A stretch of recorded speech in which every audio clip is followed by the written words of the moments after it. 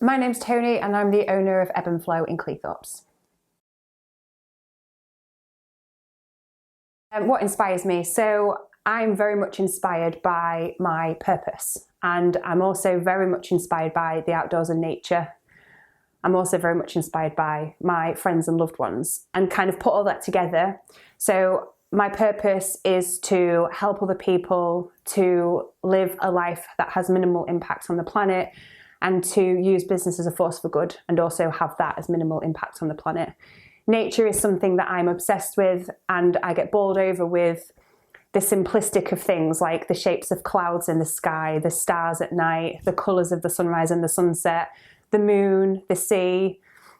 And it all can sound a little bit whimsical and a little bit, but for me, that inspires me massively. I look at something like a cloud and I'm like, how did that even happen? Like, nobody even knows what scientists do, but we look at the clouds and it's just things like that that we take for granted that I look at and I'm just like, wow, just wow. All these things that happen around us, animals, different plants, and it's just, I take so much inspiration from that. It makes me excited. I get excited about nature. My family and my loved ones are kind of what drive my decision making and the purpose through business. So, you know, as I'm sure many people know, we're in what's being called a climate crisis at the moment. So I feel like if I can live my life by making positive changes to myself and to inspire hopefully other people to make similar choices in life, my main concern is obviously my family, my kids, my friends, and I would love for them to take that on board as well. It's what drives me. I think if I was in a place where I was exploiting the world and, you know, driving down the resources of the planet, knowing that one day I'm not going to be here and I'm going to leave them behind to, you never know what's going to happen, that's not a life that I'm willing to live. So I think for me, nature, 100% massive source of inspiration. Having a purpose that aligns with my values, which is a huge, huge inspiration for me, and also those that I love.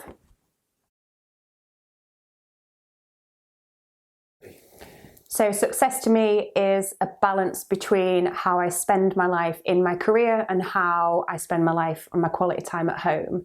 For me, ebb and flow isn't always a perfect balance, but I've got a real good purpose and something that I'm obsessed with, that I absolutely adore and love. I love my job and I love what I'm inspired to do. And how I divide my time between a job that I absolutely love and how I spend my time at home is my kind of idea of success. So what that would look like to me is a job that I love, and then I get to spend quality time with my family. I get to have a good social life with my friends. I get to divide that between the two, and then they also come together. I feel like ebb and flow is an extension of how I live my life and what I like to do. So I'm very lucky with the fact that I can involve my family, my friends, and, you know, those that I love around me in what I do, but also the customers as well. So yes, I would like to have more money in the bank. Who doesn't? That would be great. But that's not what defines the success. It's having an impact. It's changing people's lives. It's making people feel confident on the water. It's selling a t-shirt that I know has had minimal impact on the planet. Having a successful business and having money in the bank is one thing, but having a purpose-driven business is a huge part of that as well. And being able to divide that with quality time with friends and family, for me, is my little bubble of success. So what does Grimsby mean to me now? I'm originally from Cleethorpes, but for me, Grimsby and Cleethorpes, and I'm probably going to have a massive kick-off about this, but they're two of the same thing. They're so blended in terms of their geography that you can't always tell what's one and what's the other. I was born in Grimsby. I've worked most of my life in Grimsby. My dad is from Grimsby. It's like I've spent so much time in and around that area. And I think as you sort of grow and as you get older, not that I'm old, but you start to appreciate more of your surroundings and what's going on in your sort of areas. And I think with all of the plans and all of the things that I have going for Ebb and Flow, the purpose-driven, the impact-driven, making positive changes, I look at Grimsby and I think that's a place for me that I feel needs it a lot. And I feel like I've got such a big opportunity to have a big positive change in that area, which to me, I call Grimsby Cleethorpes my hometowns. I don't call, you know, it's not one or the other. Grimsby and Cleethorpes are my hometowns. It's where I'm from. It's what I do. So it means a lot to me. We've got a lot of heritage. You know, my granddad was a fisherman. My grandparents before they were all fishermen too. My dad, he started his work on the docks. So like, it's like our blood. Everything we stem from comes from that town. And knowing and understanding what's going on in around Grimsby, or the positive changes that are being made, and what we can bring to the table and offer as people and as a business is a huge deal to me. So Grimsby at the moment is a huge thing on my radar, and something that I'm really looking forward to getting my teeth into and driving forwards more positive impact and change.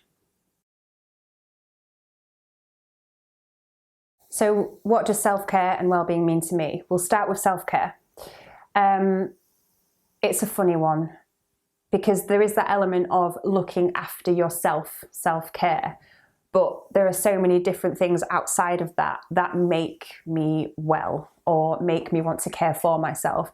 So a typical kind of self-care ritual or routine, yes, it would be, you know, the whole make sure you eat well, make sure you sleep well, make sure you get plenty of water and you hydrate yourself. Face masks, you know, pampering, that kind of stuff. I love that side of self-care that really makes me feel like I'm nurturing and looking after myself. If my diet's good and I've drunk plenty of water and I'm feeling good, and then I'm pampering myself, I genuinely feel like I'm taking care of myself, and that's definitely part of that self-care routine. The other side of that for me is definitely fitness and spending time outside. So I know that if I'm looking after myself physically, that for me is looking after my self-care, and spending time outside. Like we started at the beginning of this conversation about what inspires me. I'm so inspired by the outside. It makes me feel so good. So I guess the kind of two, self-care and well-being, tie into each other very, very closely. The wellness side of things, everything that I do to look after myself improves my well-being. So they kind of go hand in hand.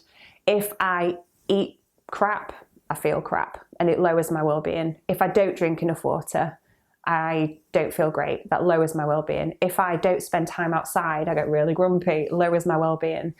So there's all of those different elements to that. Exercise and going to the gym. I love CrossFit. That's been a huge passion of mine for quite a long time. That's something that I really enjoy doing. That's good for my wellness physically and mentally. But there's also the sort of social side of things as well. So I know that if I have check-ins with my husband and my kids and we talk, you know, even stuff about, you know, what's upset you today or what's bothered you today, just having a line of communication with people and knowing that they're okay, checking in with my mum, checking in with my grandparents.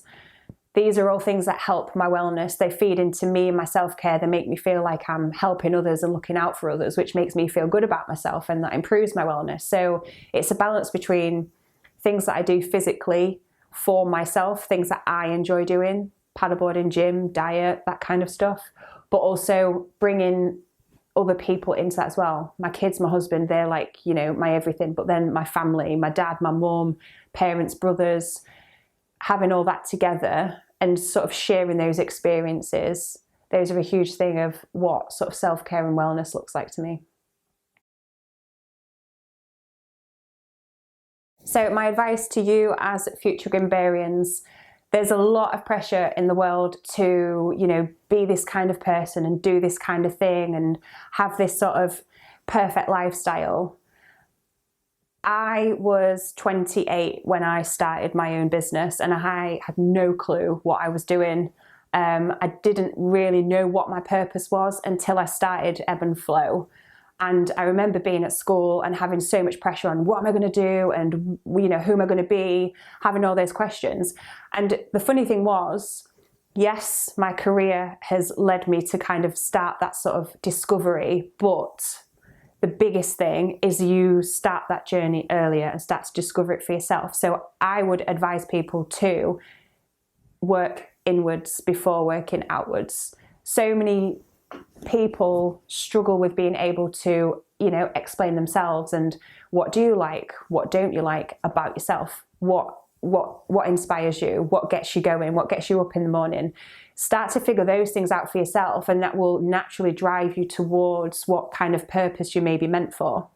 I think having sort of self-discovery is a huge part of my journey with this career. The more I've learned about myself, the more the business has grown. The more I become self-aware, the more I'm aware of what goes on around me. And I think people are so focused on what they think they should do and what they're told they should do, rather than really nurturing themselves first and figuring out themselves first before they even get on a journey. When I started uni, I did psychology. My career path was, I want to work in mental health. That's what I want to study. That's what I was passionate about. And I still am, but I don't work in mental health anymore. When I was in that environment, it didn't inspire me. I didn't feel passionate about that job. I felt passionate about helping people. So that's kind of, I knew that was my calling. I wanted to help people, but there are, a plethora of ways in which you can help people. And when I was in that environment of working in the mental health system, some environments were fantastic and I loved them, but others were not. And there were a lot of sides to the job, probably more sides to the job that I didn't like than I did. And so I knew that wasn't right for me, but I'd already racked up thousands of pounds in uni bills. And here I am in this career, and I kind of came out of that like, okay, what am I going to do now? So I would say don't put pressure on yourself to find a purpose when you don't know what your purpose is, or you don't know yourself. You need to discover yourself first before you can drive yourself towards something. Figure that out, and that will flow much more naturally. But don't let other people put pressure on you. Find something that you care about. Do something that makes you happy. Who gives a shit what it is? Let's face it. Who would rather be in a job that they love? And you might not get the best wage in the world, but if it affords you the lifestyle that you want, then go for it, rather than being in a shitty job that you can't stand, that you dread getting up for in the morning. You're sacrificing yourself, your self-care, your wellness, everything. No, thank you. Do something that feels right for you. Don't put pressure on yourself to deliver. Discover it and then flow towards it. So when has my courage and self-belief impacted life and helped me on that track? So this is a funny question. I feel like my entire life I have had to believe in myself. So if I try to pull out a specific scenario of when that might be, it's hard, because my philosophy is, if I don't believe in myself, if I don't believe in what I'm trying to achieve, my goals, what I'm striving towards, if I don't really believe in that, nobody else is going to. If I can't drive that belief forwards, nobody else is going to drive that forwards for me. Having the courage and the confidence to do that, to believe in yourself, is such a huge thing. And none of that would be here. I wouldn't have the courage to believe in myself if I had not been on this journey of sort of self-discovery. Life experience as well. I think being a young parent has definitely driven me to be more courageous and believe in myself and do things, because I've had to be responsible for the life of somebody else. That's been a huge part to play. And being a parent in general. Now that I'm in, this career of mine that I'm developing on, there's no blueprint for what I do. And I have questioned and second-guessed myself all the time up until this last year, where self-discovery journey, something lands, and all of a sudden I'm like, no, I really fucking believe in myself, like so bad, and nobody is going to stop me. And it's like a fire in my gut that is, you're not going to be able to put that out. I believe in what I'm doing so much, and I believe in my abilities to do that so much. I don't believe, I haven't got all the skills. I don't know everything. I've got lessons to learn, but I'm confident in the ability to be able to ask for help and to seek advice and to put things in place, having the ability to actually put things in place to be able to get to the end goal. So every single day I have to believe in myself. If I don't, I wobble. I wobble and things don't go well.